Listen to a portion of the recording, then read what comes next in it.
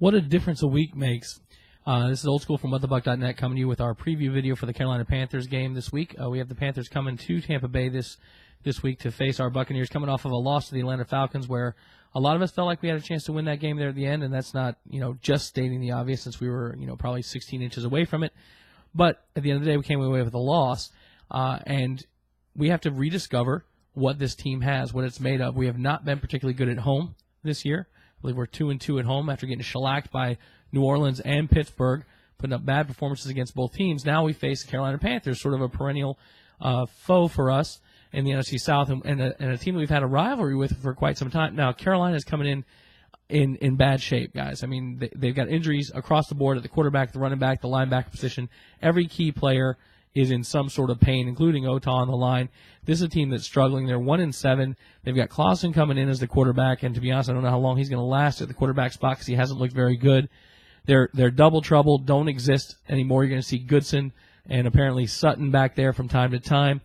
But this is a well-coached team, and I know that Carolina Panthers fans are going to say, no, he doesn't know what he's talking about. They're not well-coached. They hate John Fox right now. But historically, John Fox has done a good job with this squad.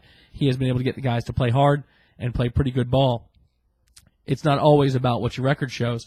Now, from a Bucs perspective, we come into this game, and I'm going to focus more on the Bucs this week than I will on the Panthers because, to be honest, there's not a lot of film on some of these guys that we're going to be playing against. Now, that's a double-edged sword. When you're playing a team that has players at skill positions, especially you haven't seen, you can't see tendencies, you can't see what they're going to do. They can come out and surprise you. That's a lot of the case, or a lot of the reason why some of these young quarterbacks come out and do well for 10, 12 games, and then all of a sudden the defense gets a body of work that they can look at on film and then game plan against them. We don't have that advantage with some of these guys that are coming in. But what we have to assume, what we have to believe is that they're not good enough to have beaten the guys that were in front of them who we were able to handle in Carolina this year pretty handily. So with the Bucs coming back off that game in Atlanta that I think everyone feels we left on the field, this is a chance for them to actually establish themselves. One of the things we've heard reentrantly throughout the year is the Bucs have only beaten the teams they were supposed to beat. And I've already gone on record as saying, who the hell were we supposed to beat? We were 3-13 last year. Who exactly can you pound your chest about and say, well, you guys actually should have beaten those guys? At this point, sitting at 5-3, playing the way we are playing, Carolina coming in at 1-7, playing the way they're playing with the people they have on the field, this is legitimately a team that we're supposed to beat. What will we do with it? We had the Cardinals on the ropes, and we couldn't put our foot in their throat. This is a team that we need to come out and punish at home this week. And the ways to do it are not a surprise, right? The keys to the game, I find this funny that everyone does this, including me. The keys to the game, they always end up being something like run the ball better than they do, stop their ability to run the ball since running seems to be the precursor for success in football, and then there's a wild card in there about maybe creating turnovers, right? They're all really the same crap rehashed. But that's really what football is about, right? Gaining more yards, i.e. getting to the end zone and scoring more points. And the Bucs have to find that. We're still trying to find an identity for this team on the offensive side of the ball with the running game. LeGarrette Blount looks good. He looked tentative last week. He did not look as good last week. Cut out the final play. He did not look as aggressive. The offensive line is going to be shifted around a little bit this week. We'll have Jeff Fain coming back, which should be an upgrade. Though Zuta's done a fine job in general with regards to blocking. It's good to have Jeff Fain back in there now. Even though Josh calls those protection schemes, I have to believe that Fain's presence is going to improve the overall play of the line.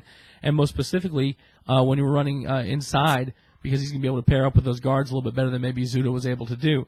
Now, we'll still have James Lee out on the right-hand side at the tackle position, I believe, and we'll have Larson still at the left guard spot. So Zuta, despite playing well enough to play at the center spot, has not played well enough to beat out Ted Larson, who had a decent game last week.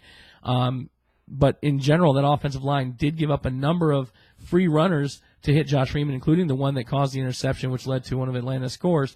This squad is going to have to be worked on, and I'm hoping that Coach Manchurian has been doing that because, to be honest, they haven't shown much of anything as a unit. And that goes across the entire board, not just the new guys like Ted Larson and James Lee or Zuta's filling in. It goes to guys like Donald Penn and Davin Joseph, who I have a tremendous amount of respect for, but to be honest, they're not playing at a very high level. Now, on the defensive side of the ball, again, it's line talk. All week we've been hearing about it. We can't seem to get to the quarterback. There's frustration about Gerald McCoy not developing, even though I think he still leads the team in pressures. Styles White has been essentially, though again, playing fundamentally sound football. If you read passingonthegame.blogspot.com, Steve White does a great job over there. He's not getting the splash plays. We've got to get those pressures. When you look at the stats for the Carolina Panthers, and they'd probably be the same against any team that has a rookie quarterback, rookie quarterbacks generally do poor under pressure. Matt Moore, who's not a rookie quarterback, his QB rating under pressure went down to 17.5. Now, it was already a humble 50-ish, But at 17.5 under pressure, I mean, that's just asking for trouble. Now, Pat Kerwin and his man Horowitz point out the Carolina Panthers have given up the most interceptions at 14, and we've gotten the most interceptions at 14.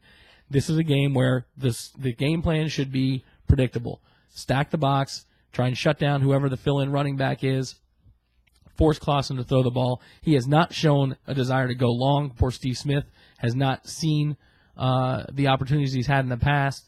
When he had the big play against us earlier in the year, that was on a slant against the blitz on 4th down. It's a good play. We ran a very similar play to Mike Williams last week against Atlanta, against single deep coverage.